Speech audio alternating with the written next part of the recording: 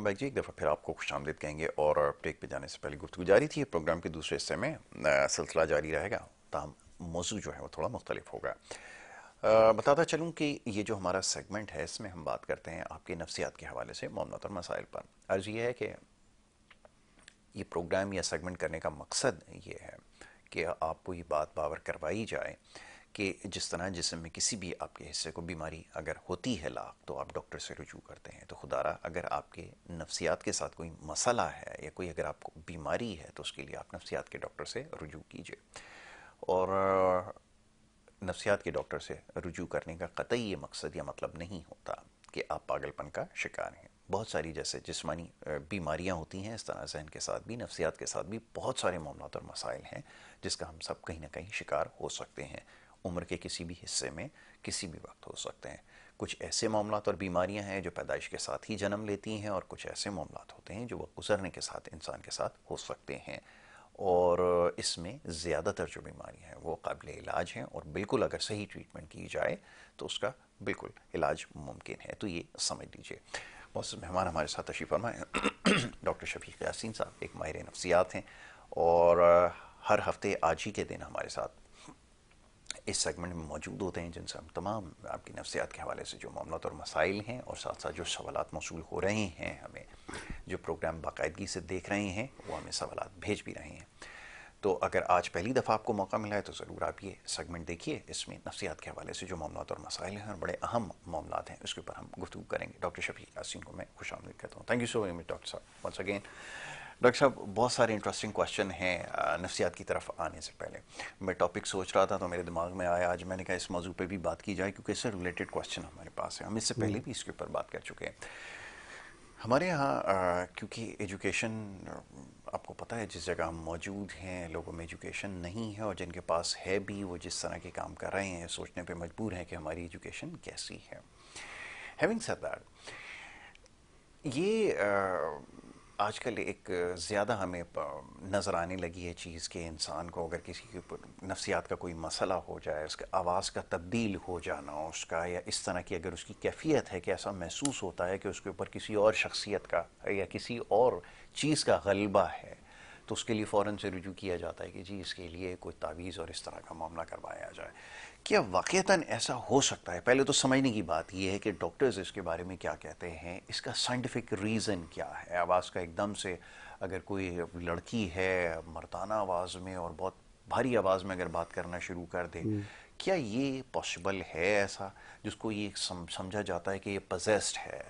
क्या इसका कोई नफ्सियात से ताल्लुक़ है, और वाक़तन नफ्सियात का अगर मसला लाक हो तो इस तरह की कैफियत इंसान की हो सकती है, जिसमें यहाँ तक देखा गया है कि बड़े फिट्स पड़ना शुरू होते हैं पेशेंट को, और वो हवा में कई ऊपर जो है वो फुट ऊपर भी चला जाता है, तो लोग समझते हैं कि ये वाकई पजेस्ड है।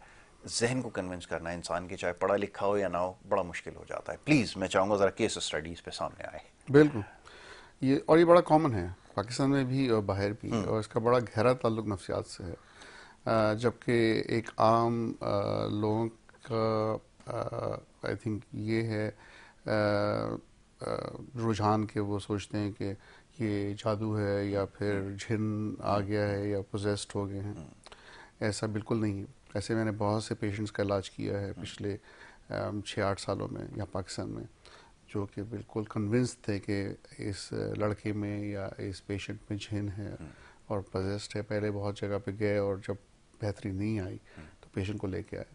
इस बीमारी में बेसिकली होता है कि इट्स अ कन्वर्जन डिसऑर्डर या डिसोसिएटिव आइडेंटिटी डिसऑर्डर जो है वो प्रेजेंट करते हैं पेशेंट्स, जहाँ पर उनकी आवाज़ बदल जाती है, उनकी शख्सियत बदल जाती है, उनको वो उस वक्त का याद ही नहीं रहता कि जब वो चेंज हो जाते हैं कि उन्होंने क्या किया, क्या बोला, और बहुत ज़्यादा एक कभी कभी एजिटेटेड हो जाते हैं, एग्रेसिव हो जाते हैं, अजीब गरीब हरकत करते हैं। और जाहिर है कि जब वो दूसरा इंसान उनको ऑब्जर्व कर रहा होता है तो उनको बड़ा अजीब लगता है कि ये कैसे हो सकता है। होता ये है कि जब इंसान का बचपन या फिर पास देखते हैं और उसमें कभी कोई ट्रॉमा या कोई ऐसी चीज़, हादसा होता है जिससे वो बहुत ज़्यादा अफेक्ट हो जाए, तो वो जो है ना पर्सनालिटी को स्प्लिट कर सकता है। राइट। पर्सनालिटी स्प्लिट जो है, और इसमें कई मूवीज़ वगैरह भी बनी हैं इंग्लिश में मल्टीपल पर्सनालिटी डिसऑर्डर्स के हवाले से। और ये फैक्ट है कि साइकाइट्री में, नफ्सियात में पर्सनालिटी का स्प्लिट हो जाना एक पर्सनालिटी ए है जो आपकी एक्चुअल पर्सनालिटी है, और फिर पर्सनालिटी बी, सी और बहुत सी पर्सनालिटीज़ में स्प्लिट हो सकते हैं। ज़्यादातर एक या दो, लेकिन कई केसेस में 10 पर्सनालिटी से ज़्यादा भी पर्सनालिटी में स्प्लिटिंग हो सकती है। और हर पर्सनालिटी की अपनी जो है ना कैरेक्टरिस्टिक होती है। कोई बचपन में चले आता है, बच्चे की आवाज़ आती है, किसी में औरत की आवाज़ आती है, किसी में किसी एजुकेटेड इंसान की आवाज़ आ सकती है। अब डिपेंड करता है, और उसको समझने के लिए उस इंसान का पास्ट समझना बड़ा ज़रूरी है, उसकी डेवलपमेंट समझना ज़रूरी है, अब्यूज़ के एस्पेक्ट समझना ज़रूरी है कि फ़िज़िकल, इमोशनल या सेक्सुअल अब्यूज़ किस तरह वो गुजरा है। और ये कॉम्बिनेशन ऑफ मेडिकेशन और साइकोथेरेपी से हो सकता है ठीक। इसको ये कि हम रीइंटीग्रेट करते हैं पर्सनालिटी को, और it's a slow process over a long period of time, और उससे ये मसला हल हो जाता है। अच्छा, इसमें थोड़ा टाइम लगता है, लेकिन काफ़ी हद तक ये बीमारी ठीक हो जाती है। इसको ठीक किया जा सकता है, और अगेन टाइम टेकिंग प्रोसेस है, क्योंकि ये चीज़ जब जन्म लेती है इंसान के अंदर तो ये भी उसमें बड़ा टाइम लगता है, फिर उसके बाद वो इस कंडीशन के अंदर आता है। तो दैट इज़ वेरी इंपॉर्टेंट, पहले ये समझा जाए। डॉक्टर साहब, एक क्वेश्चन रिलेटेड टू हाइपरटेंशन के, ये एक बड़ा प्रॉब्लम आजकल हो गया है, क्योंकि जिस सोसाइटी में रहते हैं हम, वहाँ हम खुद भी इसका शिकार होते चले जा रहे हैं। कहीं हमें जाना होता है, हमें पहले से ही शुरू हो जाता है कि बाहर बहुत ज़्यादा ट्रैफिक है, ट्रैफिक हैसल की वजह से ये होगा, फिर ओवर थिंकिंग का शिकार होते हैं, और फिर इवेंचुअली ये होता है कि डिसीजन नहीं ले पाते और स्टक हो जाते हैं। तो ये जो चीज़ है, इसको कैसे ओवरकम किया जाए, और क्या वाकईतन ये प्रॉब्लम है, इसको ट्रीटमेंट की ज़रूरत है? व्हाट डू यू से? हाइपरटेंशन, जी। डेफिनेटली। अच्छा, आप लोगों ने अब ये स्क्रीनिंग कंपलसरी कर दी है। हर पेशेंट जो हमारे पास आता है उसकी बेसलाइन टेस्ट होते हैं। राइट। उसमें ये कि हम चेक करते हैं कि उसका पल्स कितनी है, उसकी ब्लड प्रेशर कैसा है, उसका शुगर लेवल कैसे है, उसका वेट कितना है। और फिर हर दफ़ा जब वो पेशेंट नेक्स्ट टाइम आता है तो उसको हम रीचेक करते हैं। अच्छा, बहुत देखा गया कि जब पहली दफ़ा पेशेंट आता है तो उसका ब्लड प्रेशर थोड़ा रेज्ड होता है या हाई होता है। अच्छा, उस पर मैं ये नहीं सजेस्ट करता कि उस मरीज़ को देखते ही और पहली दफ़ा ब्लड प्रेशर थोड़ा ज़्यादा है तो उसको दवाइयों पे या ब्लड प्रेशर की दवाइयों पे स्टार्ट कर दिया जाए। कई दफ़ा स्ट्रेस की वजह से, गुस्से की वजह से, घबराहट, बेचैनी की वजह से ब्लड प्रेशर थोड़ा बढ़ सकता है। और ये सेल्फ एंजाइटी है कि जब वो पहली दफ़ा किसी साइकेट्रिस्ट के पास आ रहे हैं या किसी डॉक्टर के पास आ रहे हैं तो थोड़ा परेशान होते हैं कि भाई मैं वहाँ जाके क्या बोलूँगा, क्या सिचुएशन होगी। पहले से ही हमारा अजम्पशन ऐसा नेगेटिव है नफ्सियात के हवाले से कि डॉक्टर के पास आते हुए सोचते हैं कि पता नहीं क्या खौफनाक माहौल होगा या क्या मसला होगा जिसकी वजह से वो स्ट्रेस में होते हैं। अच्छा, एक और चीज़ जो मैंने नोट की है वो ये भी है कि जब पेशेंट ठीक हो जाता है और ब्लड प्रेशर ठीक जा रहा होता है, अब एक परसों मेरे पास पेशेंट आई थी, उसका ब्लड प्रेशर ठीक जा रहा था और मैंने पीछे देखी, अचानक से उसकी रीडिंग हाई आई ब्लड प्रेशर की। और वजह ये थी कि उसने नफ्सियात की दवाइयाँ छोड़ दी थी, काफ़ी 3-4 महीने से वो आई नहीं थी, और इस दफ़ा जब आई थी तो वो बहुत ज़्यादा घबराहट, बेचैनी का शिकार थी। तो मैंने कहा देखो यार, तुम्हारी बेचैनी घबराहट बढ़ी है, इसका मतलब है कि इसके साथ साथ तुम्हारा ब्लड प्रेशर भी बढ़ गया है। तो उसका डायरेक्ट ताल्लुक नज़र आ रहा था कि वैसे वो ब्लड प्रेशर की मरीज़ नहीं थी, और पिछली रीडिंग्स भी उसकी ठीक ठाक आ रही थी जब वो काम थी, रिलैक्स थी, दवाइयों पे थी। लेकिन जब उसने दवाइयाँ छोड़ी, उसकी प्रॉब्लम वापस आई, उसकी नींद पूरी नहीं हो रही थी, वो पूरी पूरी रात जागती थी और घबराहट, बेचैनी में रहती थी, तो ब्लड प्रेशर बढ़ा हुआ होता है। लेकिन लॉन्ग पीरियड ऑफ टाइम है जो हम किससे कहते हैं क्रॉनिक स्ट्रेस, यहाँ से ये बड़ा ख़तरनाक होता है। ये दीमक की तरह इंसान की जो ना जिस्म को, दिमाग को, डिफरेंट ऑर्गन्स को नुकसान पहुंचाता है। और स्ट्रेस जो है ना, जितनी जल्दी कम किया जाए उतना बेहतर है। कोई नहीं चाहता कि वो स्ट्रेस में रहे, लेकिन मसला ये है कि शायद कई लोग सही फैसला नहीं कर पाते राइट टाइम पे कि जब स्ट्रेस है तो उसको कैसे मैनेज किया जाए, उसके लिए किसी डॉक्टर को दिखाने की ज़रूरत है कि नहीं है। क्या पता कि कुछ डिप्रेशन में, एंजाइटी डिसऑर्डर में या नफ्सियात की बीमारी में कमी आ जाए, नींद पूरी हो जाए तो स्ट्रेस लेवल्स बेहतर हो जाएं। तो ये ब्लड प्रेशर का बड़ा गहरा ताल्लुक स्ट्रेस से। बल्कि आपने जब ये सवाल किया तो मेरा मेडिकल कॉलेज, जब मैं डॉक्टर साइकेट्रिस्ट बना भी नहीं था, मैं जब फाइनल ईयर का जो मेडिसिन का वाइवा ले रहा था, मेरे जो प्रोफेसर थे उनका नाम भी प्रोफेसर शफीक था। मेरा नाम भी शफीक है। मुझे अच्छी तरह याद है, उन्होंने ब्लड प्रेशर पे ही सवाल पूछा था, पूछते रहे कि अच्छा और क्या वजह हो सकती है, क्या वजह हो सकती है। मुझे लग रहा था वो कुछ सुनना चाह रहे हैं। मैंने कहा एक वजह हो सकती है स्ट्रेस। बड़े खुश हुए, अच्छा तुमने ये क्यों बोला। और फिर मैंने एक्सप्लेनेशन दी तो वो बड़े खुश हो गए, मुतमईन हो गए। इसके बाद मजीद उन्होंने सवाल नहीं पूछा। तो stress is a very common reason for hypertension. बहुत बिल्कुल ठीक है। तो स्ट्रेस का तो हम ज़्यादा शिकार नज़र आ रहे हैं। इस चीज़ को ज़रा समझने की कोशिश कीजिए, और अगर इसके ऊपर कंट्रोल नहीं है, अक्सर लोग ये सवाल करते हैं कि इसको कैसे ओवरकम किया जाए, क्योंकि जिस जगह हम रहते हैं वहाँ पे सब कुछ, कराची में ख़ास तौर पे रहने वाले तो उसका ज़्यादा शिकार है, क्योंकि आप जगह जगह जाएँ, पूरे पाकिस्तान में लोगों को शायद इस तरह की प्रॉब्लम ना हो। ट्रैफिक हैसल, रोड ब्लॉक्स, टूटी हुई सड़कें, ख़तरनाक इंफ्रास्ट्रक्चर, तबाह हाल, ये सारी चीज़ें शायद वो ना देखते हों, लेकिन इसकी वजह से यहाँ पे बहुत सारा मसाइल बढ़ते जा रहे हैं। डॉक्टर साहब, एक केस क्वेश्चन इस हवाले से आया कि अगर किसी शख्स की अचानक से सेंसेस काम करना छोड़ दें, यानी कि उसको ना सुनने में कुछ ज़्यादा वो हो, सूंघने या को टेस्ट भी चला जाए, इसका भी ताल्लुक नफ्सियात से हो सकता है? क्योंकि जिस साहब ने ये क्वेश्चन, जिन्होंने ये भेजा, उन्होंने कहा कि उनके घर में कैसा हुआ है, हमें ऐसा महसूस होता है कि टेस्ट आफ्टर टेस्ट, ये सारी चीज़ें कराने के बाद भी कुछ इसमें रिजल्ट कुछ नहीं आ रहा, everything is seems pretty normal. बिल्कुल बट अगेन, अगर ये है तो अब वो ये कहते हैं कि मुझे ये महसूस हो रहा है कि समवेयर डाउन द लाइन कोई साइकोलॉजिकल इशू हो सकता है। क्या आप इसके ऊपर? बिल्कुल हो सकता है जी। बोलने में जैसे सेलेक्टिव म्यूटिज्म कहते हैं, सुनने में, हेयरिंग में, ब्लाइंडनेस में कई लोग कहते हैं कि हमें कुछ नज़र नहीं आ रहा। इसका बड़ा गहरा ताल्लुक है साइकेट्री से। और अगर कोई और मेडिकल रीज़न नहीं नज़र आ रहा तो बहुत बड़ा चांस है कि उसका कोई ना कोई मेडिकल, नहीं तो साइकेट्रिक रीज़न हो सकता है। नफ्सियात। बिल्कुल। तो ट्रीटमेंट से ही चीज़ बेहतर हो सकती है। बिल्कुल डायग्नोसिस ज़रूरी है, तो ये ज़्यादा बेहतर है। आप मुझसे ये सवाल करते हैं, तो ये जो एड्रेस ऊपर हम चला रहे हैं, इसका मकसद यही है कि आप कंसल्टेशन कर सकते हैं, रब्ता कर सकते हैं। अगर आप कराची से बाहर हैं तो जो आपके एक्सेस में हो अच्छे साइकियाट्रिस्ट, उनसे आप रुजू कीजिए।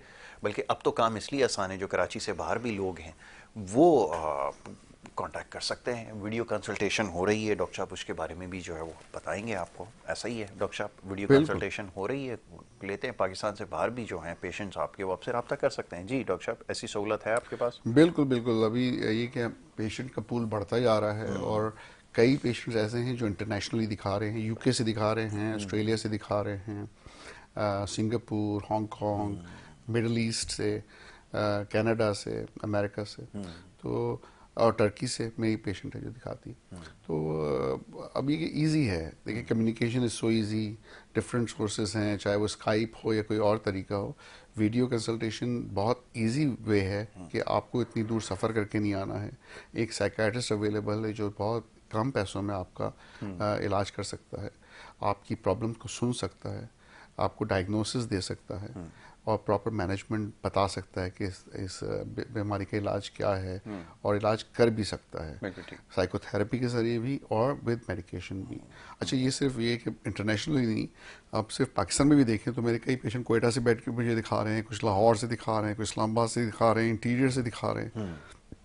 तो ये फैसिलिटीज से बड़ा फ़र्क पड़ता है कि पहले ये दूर से बलूचिस्तान से पेशेंट मेरे पास आते थे तो कहते थे हम आने जाने का ही हमारा 13,000 14,000 लग जाता है ट्रांसपोर्टेशन पे, तो जितनी वो फीस नहीं है उससे ज़्यादा तो हम ट्रांसपोर्ट पे दे देते हैं आने जाने पे। तो वो बड़ी आराम से बैठ के, जब एक ऐसी फैसिलिटी है कि आप साइकियाट्रिस्ट को देख सकते हैं, उसको सुन सकते हैं, आप अपनी प्रॉब्लम्स बता सकते हैं, तो आपका टाइम बचता है। और दूसरा है कि मेडिकेशन भी जब हम प्रिस्क्राइब करते हैं तो हमने ये फैसिलिटी रखी हुई है कि अगर वो चाहें, अगर वहाँ से वो मेडिकेशन दस्तयाब नहीं है तो हम उनको TCS कर सकते हैं या डिलीवर कर सकते हैं उनके घर पे ही, उनको अगले दिन ही दवाइयाँ मिल जाती हैं। बिल्कुल ठीक है, चलें, ये तो आपको सहूलत हो गई। डॉक्टर साहब, अब एक जो सब्जेक्ट बड़ा इम्पोर्टेंट है, होपलेसनेस। अब इसमें बहुत ज़्यादा जो पेशेंट्स हैं ना, कुछ मैंने देखे हैं, केस स्टडी किए हैं, ऐसे भी कुछ केसेस हैं, यानी कि उनको बहुत ज़्यादा होपलेस हो गए हर चीज़ पे। कुछ तो मैंने ऐसे भी देखे हैं जो कहते हैं कि जी वी नेवर नो, कल हम जिंदा होंगे नहीं होंगे, तो हम काम नहीं कर सकते, ये नहीं कर सकते, और वो बिल्कुल जो है वो उनकी लाइफ स्टैग्नेंट हो गई है।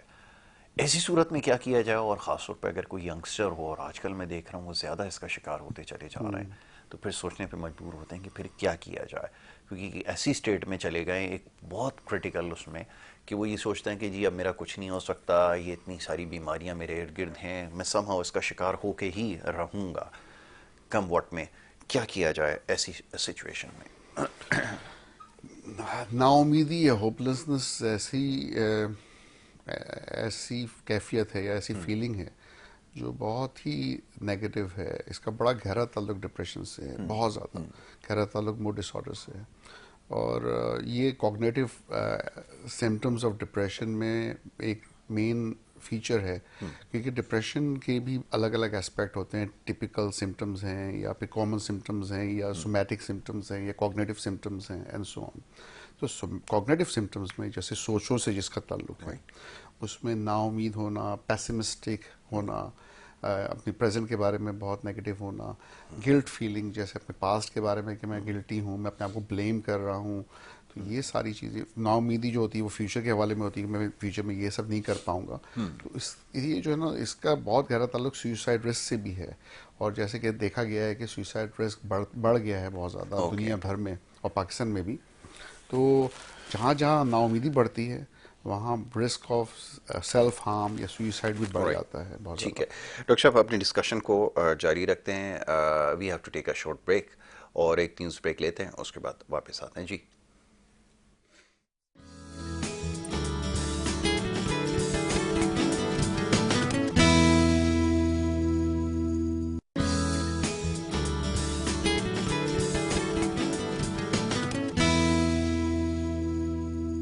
क्वेश्चन है, एक सवाल ये आया है कि एक पेशेंट है, उनके साथ प्रॉब्लम ये है कि उनको पास्ट की कोई बात याद नहीं है। इस वक्त प्रेजेंट में जो कुछ है उनको याद है, फ्यूचर में क्या हो सकता है पॉसिबिलिटीज उस पर बिल्कुल कोई वो नहीं है, बट पास्ट को रिकॉल नहीं कर पाना ये थोड़ा सा प्रॉब्लमेटिक है, जिसकी वजह से बहुत इरिटेट रहने लगे हैं। ऐसे पेशेंट को क्या नाम देंगे और कैसे ट्रीटमेंट करेंगे? देखिए, ये तो कॉमन है कि पहले 2 से 3 साल इंसान की ज़िंदगी कैसे होते हैं जिसमें उसको याद नहीं होता कि शुरू में उसकी ज़िंदगी में क्या हुआ है, लेकिन उसके बाद आपकी याददाश्त क्लियरर होती है और आस्ते आस्ते आपकी मेमोरी लॉन्ग टर्म बेहतर हो जाती है। और फिर आप किसी भी एज में, चाहे आप डिमेंशिया का जब शिकार हो जाते हैं ना, जब आप बुढ़ापे में आते हैं, तब भी यंग एज की जो आपकी मेमोरी है वो इंटैक्ट रहती है जब तक रहती आप है। बहुत सीवियर डिमेंशिया में ना चले जाएं। अच्छा, ये कॉमनली देखा गया है कि जहाँ पर पास्ट की लॉन्ग टर्म मेमोरी में गैप्स आए और इतना पीरियड उनको याद ना हो कि मैंने क्या किया है, मेरे साथ क्या हुआ, वो टाइम नॉर्मली रिलेट करता है कि जब पेशेंट को पास्ट में कोई ना कोई ट्रॉमा या कोई ऐसा हादसा या इमोशनल इश्यूज आए हों, तो फिर गैप्स आ जाते हैं उनकी लाइफ में, टाइम गैप्स, और वो भूल जाते हैं उस टाइम में। फिर वो उनको बिल्कुल याद नहीं रहता कि उन्होंने क्या किया है। और ये जो है ना कॉमन है ट्रॉमा के साथ बहुत ज़्यादा, और इमोशनल अब्यूज़ के साथ बहुत ज़्यादा, बुलिंग के साथ भी है। तो बचपन में ये, आई थिंक इसको अगर प्रॉपर असेस करना है तो एक पर्सन की, एक इंसान की जिसको इससे गुजर रहा है, उसकी हिस्ट्री में जाना बहुत ज़रूरत है। उसकी अर्ली डेवलपमेंट में उसके माँ बाप ने उसको कैसे उसकी परवरिश की, उसके दोस्त, उसके स्कूलिंग, और उस पूरे प्रोसेस में कहीं ना कहीं कोई ना कोई ऐसा पॉइंट है जिसको सप्रेस कर रहा है या रिप्रेस कर रहा है, और वो चीज़ जो है ना है मौजूद उसके अनकॉन्शियस लेवल में, लेकिन वो कॉन्शियस लेवल पे नहीं ला सक रहा है। बिल्कुल ठीक है। अब इसी तरह एक पेशेंट जो एक बड़े तवील अरसे से कोमा में हो या इस तरह के स्टेट में हो, और वहाँ पर भी जो इवेंट्स हैं जो वो रह गए हैं जिसकी वजह से अब वो बहुत ज़्यादा परेशान रहने लगा हो, इसकी रिकवरी के लिए क्या किया जा सकता है? क्या इसकी कोई ऐसी ट्रीटमेंट होती है कि वो जब इस पोस्ट सिचुएशन का सामना करे तो वो जो पास्ट के इवेंट्स जो मिस किए हैं, कि इंसान के अंदर एक होता है कि जब एक वैक्यूम क्रिएट हो जाता है तो फिर वो कहता है कि इस सारे अरसे में क्या हुआ है, वो एक्साइटमेंट की वजह से या फिर वो जो भी आप उसको नाम दें, तो वो बहुत डिप्रेस्ड हो गया है। ऐसी इसकी रिकवरी के लिए क्या किया जा सकता है? डेफिनेटली साइकोथेरेपी, क्योंकि ज़रूरी है। देखिए it's a loss in itself कि आप अगर इतने अरसे कोमा में रहे हैं, आपने इतना महीनों या साल या अरसा जो है बगैर याददाश्त के और बगैर उस ज़िंदगी गुजारे हुए बिस्तर पे पड़े हैं हॉस्पिटल के, और आप जब उठे और फिर जब आपको याददाश्त आपकी आई और आपने गेन की अपनी फुल कॉन्शियसनेस, तो फिर काफ़ी टाइम गुजर चुका था। कई लोग उस एज से बड़े थे या उस पीरियड को आपने मिस कर दिया जो आपको अपने प्यार करने वालों के साथ गुजारना था। या उसमें से तो कोई दुनिया से दुनिया चला से गया चला तो वो गया हो, एक्सेप्ट नहीं बिल्कुल कर पा रहा था बिल्कुल। माइंड की, वो ये एपिसोड ये कहाँ गया। कहाँ चला गया, बिल्कुल। तो वो डेफिनेटली फर्स्ट इज़ कि उसको एवेल्यूएट करना है कि उसका इफेक्ट कितना आया है। दूसरा ये कि उसके लिए पर्सनली क्या क्या मेजर लॉसेस थे उस पीरियड में, क्या रीज़न है कि वो बहुत ज़्यादा इमोशनली अपसेट है। डेफिनेटली हर एक ही होगा जो भी इससे गुजरेगा, लेकिन उसकी इंटेंसिटी, फ्रीक्वेंसी और डिपेंड करता है ड्यूरेशन ऑफ कोमा पे कि वो कितना लंबा है। तो वो और उसके लिए पर्सनली क्या वो मीन करता था और वो लॉसेस क्या क्या थे जो जो उसने सफ़र किए। फिर उसको लेके कि कितना ग्रीफ है, कितना लॉस है, कितना इमोशनल जो है इफ़ेक्ट आया है उस पर। और फिर वो उसका इमोशनल इफ़ेक्ट्स जो हैं उनके इस नेगेटिव थॉट्स से रिलेट कर रहा है और उसके साथ उसका बिहेवियर में क्या चेंजेस आ रहे हैं। इस सब को लेके I think proper cognitive behaviour therapy focusing on grief and depression जो है इसको काफ़ी हद तक रिलीफ कर सकते हैं। सकती है। डॉक्टर साहब, एक क्वेश्चन ये है कि जो एपिलेप्सी और इससे जुड़े जो और दीगर मामलात होते हैं, क्या इनका भी बराह रास्त ताल्लुक नफ्सियात से हो सकता है या समहाउ इनका रिलेशन हो सकता है? इसको क्या आप समझते हैं, क्या ट्रीट किया जा सकता है थ्रू? ऐसे ही मैं चाहता हूँ ज़रा इसके ऊपर भी बात हो जाए, क्योंकि लोग तो फिजिकली बहुत ज़्यादा कोशिश करते हैं, लेकिन कोई एक ज़रूर चीज़ ऐसी है जो ट्रिगर करती है जिसकी वजह से आपके ऊपर उसका कोई गलबा हो जाता है। आप क्या कहेंगे इसके बारे में? बिल्कुल बिल्कुल। लेकिन नफ्सियात का, साइकेट्री का काफ़ी गहरा ताल्लुक एपिलेप्सी से है। उसकी वजह है, देखिए जब अफेक्ट होता है ब्रेन में जिसकी वजह से एपिलेप्सी होती है, जब आप ईईजी करते हैं या तो फिर आपको ब्रेन वेव्स में जो चेंजेस नज़र आते हैं, या आप एमआरआई करते हैं जो ब्रेन स्ट्रक्चर में आपको चेंजेस नज़र आ रहे होते हैं which is possibly causing epilepsy. तो टेम्पोरल लोब इसमें काफ़ी कॉमनली एसोसिएट करता है। अच्छा, टेम्पोरल लोब का आपकी एंगर मैनेजमेंट से, इमोशनल रेगुलेशन से बड़ा गहरा ताल्लुक होता है। ये बहुत कॉमनली देखा गया है कि जो एपिलेप्टिक सीजर्स से सफ़र हो रहे होते हैं उनमें रेज, गुस्सा, एंगर, इम्पल्सिव बिहेवियर बड़ा कॉमन होता है। तो कई पेशेंट जो मैंने डील किए हैं एपिलेप्सी के साथ, उनमें मूड स्टेबलाइजेशन बहुत इम्पॉर्टेंट होती है। राइट। इसमें डिप्रेशन बहुत कॉमन होता है, एंजाइटी के सिम्टम्स बहुत कॉमन होते हैं। अच्छा, तीनों एस्पेक्ट अगर ये देखें ना कि एक ट्रिगर के हवाले से देखते हैं कि आप स्ट्रेस और एंजाइटी क्या एपिलेप्सी को ट्रिगर कर सकती है। यस, कर सकती है। दूसरा एक फेज़ आता है जिसे हम ऑरा कहते हैं। वो फेज़ होता है जस्ट बिफोर जो है ना एपिलेप्टिक फिट या सीजर होने से पहले का टाइम। वो अचानक से उसकी सराउंडिंग में, उसकी फीलिंग में चेंजेस आते हैं। जो एपिलेप्टिक सीजर्स से बार बार गुजरता है तो उसे पता होता है कि अब मैं ये महसूस करने लगा हूँ, तो इसका मतलब है कि कुछ मिनटों के बाद मुझे सीजर होगा। तो वो आइडेंटिफाई कर सकते हैं। उस पीरियड में भी एंजाइटी बढ़ जाती है, इरिटेबिलिटी बढ़ जाती है, कई पेशेंट्स में एजिटेशन बढ़ जाता है। तो इमोशनल इश्यूज जो है ना, ऑरा जिसे प्री एपिलेप्टिक सीजर्स कहते हैं, उसमें भी फिर एक सीजर का फेज है जिसमें सीजर होता है, जिसमें वो अपनी कॉन्शियसनेस खो देता है और उसको याद नहीं रहता कि उसमें क्या हुआ था उसके साथ। पोस्ट एपिलेप्टिक जो सीजर होता है उसके बाद फौरन बाद एक ऐसा फेज आता है कि वो कन्फ्यूजनल स्टेट में रहता है, वो बड़ा डिसोरिएंटेड सा होता है। उसको याद नहीं होता कि मेरे साथ ये भी क्या हुआ था, मैं उठा हूँ अभी लेकिन कंफ्यूज हूँ कि मैं अभी, लोग उसको बता रहे होते हैं कि तुम गिर गए थे, तुम्हारा पेशाब निकल गया, तुम्हारी ज़बान जो है ना दांतों के बीच में आ गई, उसमें खून निकल रहा है, आपको झटके आए थे, इस तरह इतनी देर तक आप बेहोश रहे थे, वगैरह वगैरह। या हो सकता है उसको सर पे चोट लगी हो किसी जगह, क्योंकि वो गिरा है तो जाहिर है उसके साथ इंजरी हो सकती है उसको। तो वो कन्फ्यूजनल पीरियड में होता है। उसके बाद फ़ौरन बाद भी उसको एंजाइटी हाई हो जाती है सीजर के बाद भी, और वो भी एक फेज़ होता है जब वो इम्पॉर्टेंट होता है कि इमोशनल इश्यूज आ रहे होते हैं। और फिर बाद में इनसिक्योरिटीज़, क्योंकि आपको पता है कि ये सीजर्स बार बार कभी भी अचानक से हो सकते हैं, तो वो परेशान होगा कि मैं कैसे, एम्बैरसमेंट भी बड़ी होती है एम्बेरसमेंट, उससे लोगों के सामने गुजरेगा। मैं गिर जाऊंगा, मैं काम पे हूँगा, लोग मेरे बारे में क्या बोलेंगे। अच्छा, इन लोगों को बहुत मोहतात होना पड़ता है कि वो ड्राइविंग नहीं कर सकते, वो स्टेयर्स यूज़ नहीं कर सकते। कुकिंग के हवाले से बड़ा मसला होता है कि आग के पास खड़े हुए हैं, तो वो डॉक्टर मना कर देंगे भाई ऐसा ना हो कि आप पकाते पकाते आपको सीजर आ जाए तो आग लग जाए आपको, या ऐसा कोई इंसिडेंट हो जाए गर्म, तो आप चल सकते हैं, बर्न हो सकता है इंसान। तो ये सारी चीज़ों के लिए बड़ा मोहतात रहना पड़ता है उनको। तो वो इनसिक्योरिटीज़ कि हम किस तरह से थोड़ा सी डिसेबिलिटी आ रही है हमारे अंदर कि हम ये चीज़ें नहीं कर सकेंगे फ्यूचर में, तो वो भी एक फियर फैक्टर है, एंजाइटी क्रिएट करता है। उस हवाले से भी इमोशनल काउंसलिंग की, साइकोथेरेपी की ज़रूरत होती है। और फिर मेडिकेशन की, कई दफ़ा वो डिप्रेशन में जब ज़्यादा जा रहे होते हैं, एंजाइटी बढ़ रही होती है, तो फिर उनको दवाइयाँ लेनी पड़ती हैं। इंसोम्निया भी कॉमन है एपिलेप्सी में, कि नींद का ना आना। और जब एपिलेप्सी कंट्रोल नहीं होती तो ये बहुत कॉमनली देखा गया है कि नींद भी सही नहीं आती, इंसान घबराहट बेचैनी का शिकार भी रहता है। बिल्कुल। तो जितने मेरे पेशेंट साइकेट्री के हैं जो एपिलेप्सी का शिकार हैं, उनमें कोमॉर्बिड, जिसे कहते हैं एसोसिएटेड साइकेट्रिक प्रॉब्लम्स, बहुत कॉमन है। राइट। तो ये ज़रा इसको समझ लीजिए डॉक्टर साहब, कोई भी शख्स अगर शॉर्ट ब्रेन के साथ पैदा होता है तो सवाल ये है कि size of the brain matter करता है कि इसकी वजह से उसकी कैपेबिलिटी चीज़ों को अंडरस्टैंड करने की, आईक्यू लेवल वगैरह भी कम होगा।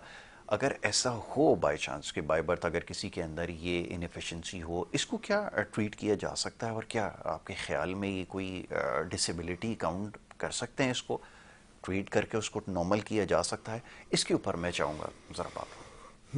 ट्रीट करके नॉर्मल तो करना ज़रा मुश्किल है, लेकिन मैं समझता हूँ कि इसमें प्रिवेंशन का बहुत गहरा ताल्लुक ठीक है। है। असल में एजुकेशन का बड़ा गहरा ताल्लुक है। हमारे पाकिस्तान में हो ये रहा है माशरे में कि शादी से पहले बहुत सी चीज़ें हम लोग उसके बारे में मोहतात नहीं हैं। नहीं है। जैसे कज़न मैरिजेस हैं। एग्जैक्टली। अगर एक ख़ानदान में नफ्सियात के प्रॉब्लम हैं, उसी ख़ानदान में अगर शादी हो जाती है तो चांसेस हैं कि आपके नफ्सियात के प्रॉब्लम्स बहुत ज़्यादा तेज़ी से बढ़ जाएं आपकी आगे आने वाली जनरेशन्स में।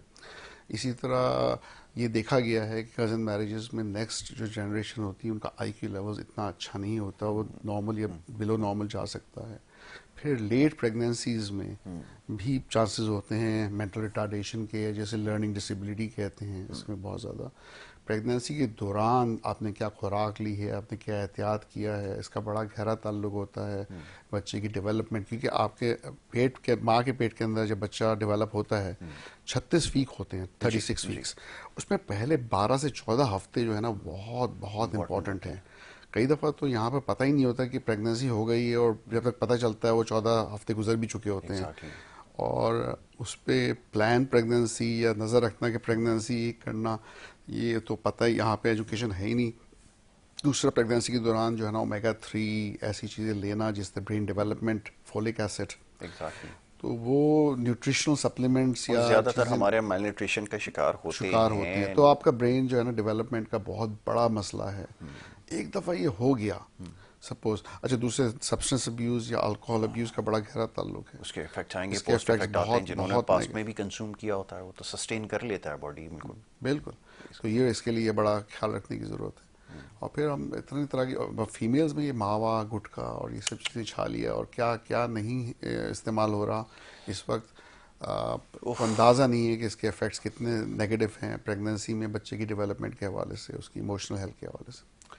एनीवे, एक दफ़ा बच्चा पैदा हो गया और उसका ब्रेन छोटा है या आईक्यू उसका कम है, तो माँ बाप को ये अंदाज़ा होना शुरू हो जाता है जैसे जैसे बच्चा थोड़ा बड़ा होता है, जब वो चलना शुरू करता है, थोड़ा बोलना शुरू करता है, उसके बिहेवियर से वो हाइपर हो जाता है, या कुछ ज़्यादा ही चीज़ें फेंकना या तोड़ना शुरू कर देता है, वो उस तरह से बात नहीं मान रहा होता, या समझ नहीं रहा होता, या बैठ नहीं रहा होता, स्कूल में भी अगर भेजा जाए तो वो कंसंट्रेट नहीं कर पा रहा होता, या उसकी स्कूल की एकेडमिक परफॉर्मेंस इतनी अच्छी नहीं जा रही होती, तब जाके माँ बाप परेशान होते हैं।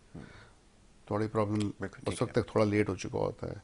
फिर आपने जब आईक्यू असेसमेंट कराया प्रॉपर, और वो आपने को पता चला कि वो बिलो नॉर्मल है, तो कुछ हद तक, वेरी कुछ हद तक आप कोशिश कर सकते हैं कि स्पीच थेरेपी है, बिहेवियर थेरेपी है, और कुछ न्यूट्रिशनल सप्लीमेंट्स हैं जो उनको थोड़ा सा उनकी डेवलपमेंट को बेहतर बनाएं।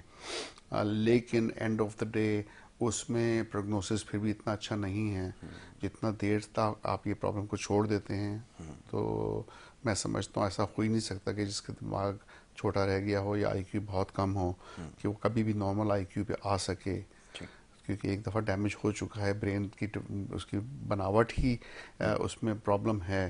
तो अल्लाह ताला के अलावा कोई डॉक्टर उसको ठीक नहीं कर सकता। नहीं कर सकता, बिल्कुल ठीक है। और ये पूछने का मकसद ये कि याद रखिए कि हमारे यहाँ जैसे गुफ्तगू के आगाज़ में एक बात हुई थी कि नफ्सियात से जुड़े, ये इसलिए इतनी डिटेल डिस्कशन हो रही है कि ये समझ लें कि इसका बराह रास्त ताल्लुक साइंस के साथ है।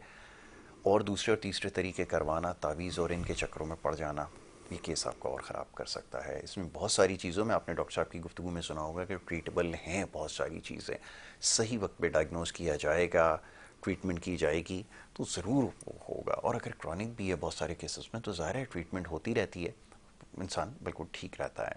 लेकिन इसका ताल्लुक इंसान की नफ्सियात और साइंस के साथ है बराह रास्त, इसको ज़रा समझ लीजिए।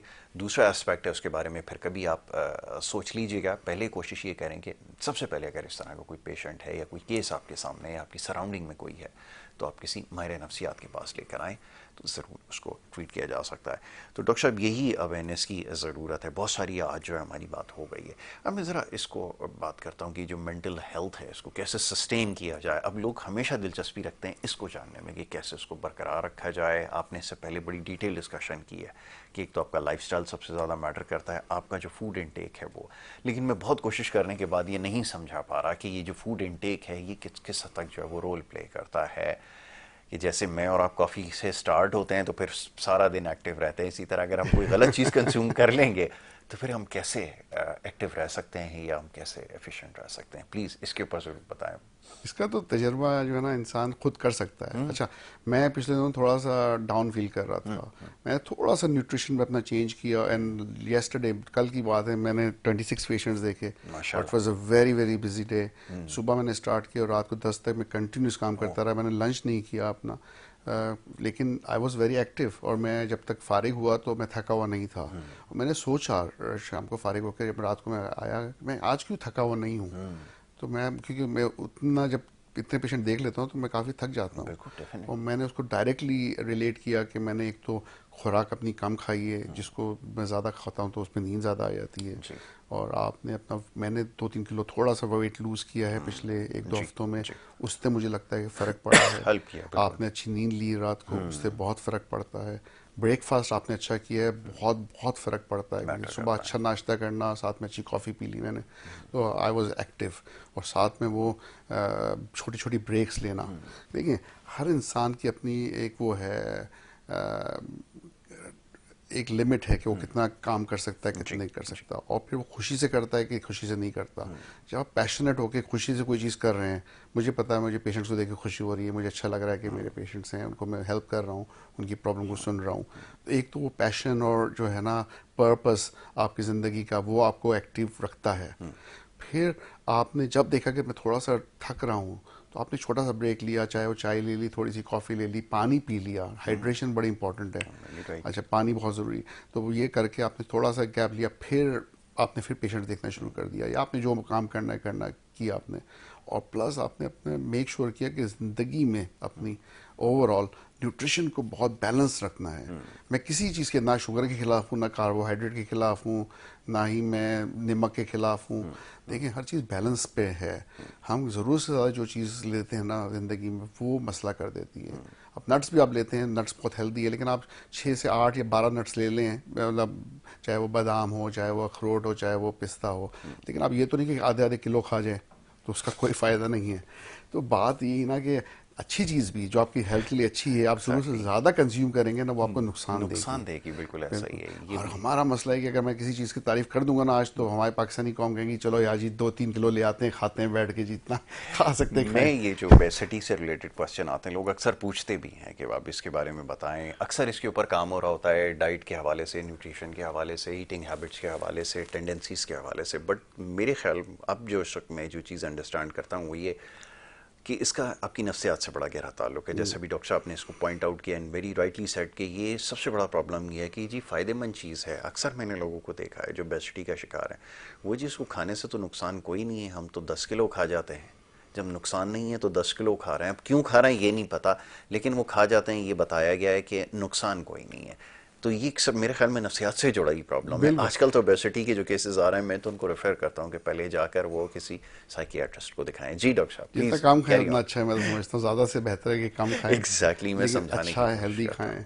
और दूसरा अभी मैं एक और चीज़ सोच रहा था, वो थी आपसे बातें करते जी करते जी। हाँ, vitamin D. Vitamin D. Vitamin D अभी है कि 3 दिन पहले मुझे लग रहा था, वो भी जब कह रहा थकन की बात कर रहा था कुछ दिनों पहले, तो मैंने सोचा कि ऐसा तो नहीं कि मैं बहुत दिन में ऑफिस में टाइम गुजार रहा हूँ, मैं सूरज की रोशनी कम ले रहा हूँ, तो मैंने विटामिन डी सप्लीमेंट ले लिया। जी और वो भी एक फैक्टर है कि जिससे बहुत फ़र्क बिल्कुल पड़ता सही है। है। आप ये ज़रूर मैनेज करें कि अब सूरज की रोशनी में कितना निकल रहे हैं, और कोई वजह है कि आप नहीं निकल सकते, आपका ऑफिस का काम है या आपकी रात की शिफ्ट है और दिन में आप सो रहे हैं, तो विटामिन डी जो है ना लेना बहुत बहुत ज़रूरी है। इसेंशियल है। बिल्कुल आपने सही कहा कि वो इस वक्त तो आपको बड़े आप ब्लेस्ड हैं कि आपको सनलाइट मिल भी रही है और आप इसको एंजॉय भी कर सकते हैं। कहीं भी आप ज़रूरी नहीं है कि उसके लिए कोई आप जगह निकालें जहाँ घर के जिस कोने में धूप आ रही है वहाँ जाके आप 10 से 15 मिनट बैठ सकते हैं, आपको बहुत ज़्यादा एनर्जी वो देगा।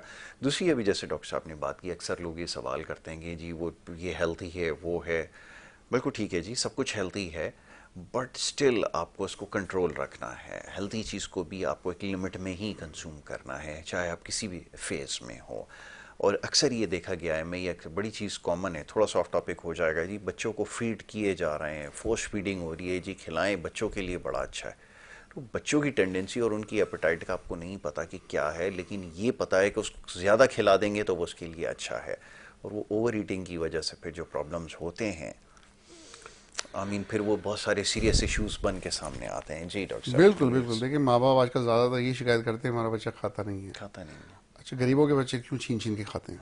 बताएं। अच्छा, बड़ा फ़र्क है। अच्छा, माँ बाप जब आप ज़्यादा पुश करेंगे जितना ज़्यादा कि ये भी खा लो बेटा, ये भी खा लो, ये भी खा लो, और तुम कम खाओगे तुम्हारा वजन गिर जाएगा, ये हो जी जाएगा, वो जी बच्चा उतना ही दूर भागता है जी।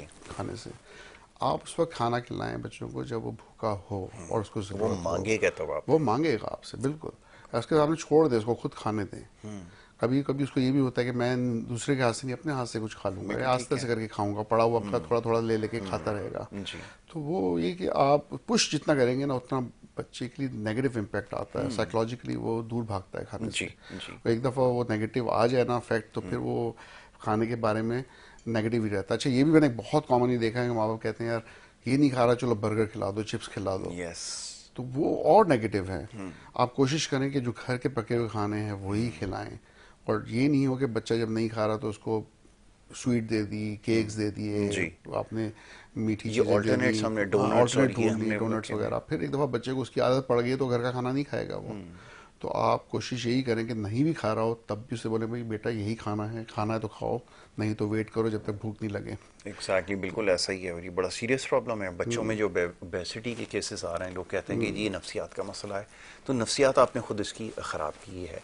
इस चीज़ को ज़रा करें कि ये बड़ा ज़रूरी है कि आप कहते हैं कि जी बच्चों को हेल्थी होना चाहिए। अब हेल्थ को हम किससे रिलेट कर रहे हैं ये भी हमें आज तक समझ में नहीं आया ना। बड़ा हुआ पेट और बहुत अजीब सा भद्दा भद्दा जिस्म जिसको हम कहते हैं वो है, वो कहते हैं जी ये बच्चा सेहतमंद है। ये फॉर गॉड सेक इसको चेंज करें, वो सेहतमंद नहीं है। और फिर बहुत सारी अब टॉपिक न्यूट्रिशन की तरफ चला गया, जिनमें कैल्शियम की भी डेफिशिएंसी आ रही है, विटामिन डी भी है, दीगर एसेंशियल विटामिन्स भी हैं, बॉडी में नहीं है, लेकिन हम समझते हैं कि वो सेहतमंद है। डॉक्टर साहब हमारे पास तो सबसे ज़्यादा इसी हवाले से केसेस आ रहे हैं, और मैं समझता हूँ कि नफ्सियात का बड़ा अमल दखल इसके अंदर है, जैसे आपने कहा। बिल्कुल है, बिल्कुल है। बिल्कुल जी। अच्छा जी, अब आखिरी चंद मिनट हमारे पास हैं, और क्वेश्चन आज हमने किया है डॉक्टर साहब से बहुत सारे मामलात के ऊपर, और आपके भी जो सवालात हैं जो सोशल मीडिया के ज़रिए पहुंचते हैं वो मैं डॉक्टर साहब तक ज़रूर पहुंचाता हूं। और अगेन एक चीज़ मैं इसमें यहाँ पे हमेशा मेंशन करता हूं कि अब लोग क्वेश्चन फिर भी कर रहे हैं, पहले लोग थोड़ा सा रिलक्टेंट होते थे कि भेजेंगे ऐसा, नाम डिस्क्लोज हो जाएगा, ये हो जाएगा, तो इसीलिए मैं बिना नाम मेंशन किए बहुत सारे क्वेश्चन कर देता हूं, ताकि आपको जो है वो इसमें कोई परेशानी की बात नहीं है। फैमिली के अंदर कोई भी शख्स अगर है, इससे मुतासिर है, किसी भी किस्म का नफसियाती मसला है, तो आप सवाल कर सकते हैं। डॉक्टर साहब टाइमिंग्स वगैरह के हवाले से ज़रा मैं चाहता हूँ बता दें, आपका स्केड्यूल टफ होता है। कराची में जो लोग देख रहे हैं जो आपसे रब्ता करना चाहते हैं, आप अपनी अवेलेबिलिटी के हवाले से और ज़रा OPDs के हवाले से बताएं जी। नहीं, मैं नॉर्मली 3 PM से स्टार्ट करता हूँ, 8 PM तक होता राइट। हूँ, यासीन साइकेट्रिक हॉस्पिटल में ही होता हूँ, जी और एक्सेप्ट संडेज डेली वहीं पे ठीक होता है। हूँ। और दूसरा ये कि they are the psychiatrist two, तकरीबन we have 4 other doctors and psychiatrist जो वहाँ पे काम कर रहे हैं, 3 साइकोलॉजिस्ट हैं जो वहाँ पर अवेलेबल हैं और प्रोफेशनल स्टाफ है, वी हैव फार्मडी फार्मासिस्ट जो कि प्रोफेशनल फार्मासिस्ट है, जितने नर्सिंग स्टाफ है they are all qualified nurses. तो कोशिश ये की है कि जो भी स्टाफ हो क्वालिफाइड हो, अपने लेवल पे ट्रेंड हो, ताकि अच्छी सर्विस प्रोवाइड की जाए। तो there are other services there too, लेकिन मेरा लोगों को मशवरा यही है कि जहाँ पे भी जाएं ये मेक श्योर करें कि वहाँ के डॉक्टर, वहाँ के स्टाफ, वहाँ के साइकोलॉजिस्ट कितना क्वालिफाइड है, कितना एक्सपीरियंस्ड है, क्योंकि एक पेशेंट को लेके जाना और फिर उसका ट्रीटमेंट एक दफ़ा मिस डायग्नोसिस अगर हो जाता है ना तो कई दफ़ा सालों ज़ाया हो जाते हैं। अब बच्चों की बात हो रही है, एक बच्चा मेरे पास दूसरी दफ़ा आया है, 8 साल का है और वो मतलब उसके अंदर सेलेक्टिव म्यूटिज्म, मतलब ये कि वो हर जगह बात नहीं कर सकता, सिर्फ माँ बाप के साथ बात कर सकता है। स्कूल गया है, पिछले 4 साल हो गए, वो कह रहे टीचर्स के सामने लफ्ज़ भी नहीं बोल रहा, एक लफ्ज़ भी नहीं। वो यहाँ तक कि टीचर समझते हैं कि गूंगा है, मतलब बात ही नहीं कर सकता। अच्छा, वो बेचारे बड़े परेशान, और अभी आए या कल उनका दूसरा सेशन था। पहले सेशन में तो उसने एक लफ्ज़ भी मुझसे बात नहीं की और मैं भी सिर्फ माँ बाप से बातें करता रहा, थोड़ा सा उसको प्रेशर नहीं डाला, लेकिन फ्रेंडली होके बात की, ताकि फिर मैंने नेक्स्ट सेशन बुलाया। कल मैंने बैठ के उससे आराम से आधे पौने घंटे कोशिश की और विद इन 5 मिनट्स उसने मुझसे बातें करना शुरू की है। और क्या क्या नहीं बताया उसने मुझे, मैं हैरान परेशान। इंटेलिजेंट बच्चा है, मुझे वो बता रहा है कि मेरी पसंद की गाड़ी जो है ना फॉर्च्यूनर है, तो मैं बड़ा होऊंगा तो ब्लैक कलर की फॉर्च्यूनर लूँगा, तो मैं ये बनूंगा। और मसला ये है कि देखें 4 साल का मसला, और किसी ने उनको कहा कि जी आप इसको स्पीच थेरेपिस्ट को दिखाएं, किसी जगह पे ले गए थे जी। तो स्पीच थेरेपी की ज़रूरत है ही नहीं जब वो माँ बाप से इतना फ्लुएंटली बात कर रहा है। जब मैं से बात की तो उसकी स्पीच इतनी क्लियर है, उसको स्पीच थेरेपी की ज़रूरत ही नहीं है। बिल्कुल ठीक है। तो मैं इसलिए कह रहा हूँ कि कभी कभी ये होता है कि आप गलत काउंसलर या गलत साइकाइट्रिस्ट या गलत स्पेशलिस्ट के पास चले आते हैं, आपको एक गलत राह दिखा दी जाती है और उस राह पे आप चलते चलते कुछ इतना महीनों तक ज़ाया कर देते हैं, सालों तक ज़ाया कर देते हैं, उसमें कि वो वक्त का ज़िया जो है ना उस मर्ज को और कॉम्प्लिकेटेड कर देता है। ठीक है, बिल्कुल ठीक है। चलें डॉक्टर साहब, और इसके अलावा बहुत सारे टॉपिक्स हैं, इंशाल्लाह आगे मौका मिलेगा तो उसके ऊपर ज़रूर गुफ्तगू करेंगे। आपसे बहुत कुछ सीखने का मौका मिलता है और यकीनन जो प्रोग्राम देख रहे होते हैं उनको भी बहुत सारी बातें समझ में आ रही होंगी। और अगर नफ्सियात से रिलेटेड आपको भी अगर कोई मसला है, आपके इर्द गिर्द अगर कोई ऐसा पेशेंट है, तो आप उसके बारे में हमें ज़रूर लिख कर बताइए, हम उसको ज़रूर प्रोग्राम में डिस्कस भी करेंगे और आपको उसका हल भी बताएंगे। Thank you so very much doctor साहब, प्रोग्राम में हमें वक्त देने के लिए। नाज़रीन, ये आज का हमारा प्रोग्राम था और बात हो रही थी आपकी नफ्सियात के हवाले से जुड़े मसाइल पर, और इंशाल्लाह ये सिलसिला आगे भी जारी रहेगा। प्रोग्राम का वक्त क्योंकि यहाँ पे ख़त्म हुआ चाहता है तो आपसे इजाज़त लेनी होगी। मोहम्मद यासर और हमारी टीम को भी इजाज़त दीजिए। अल्लाह के बाद।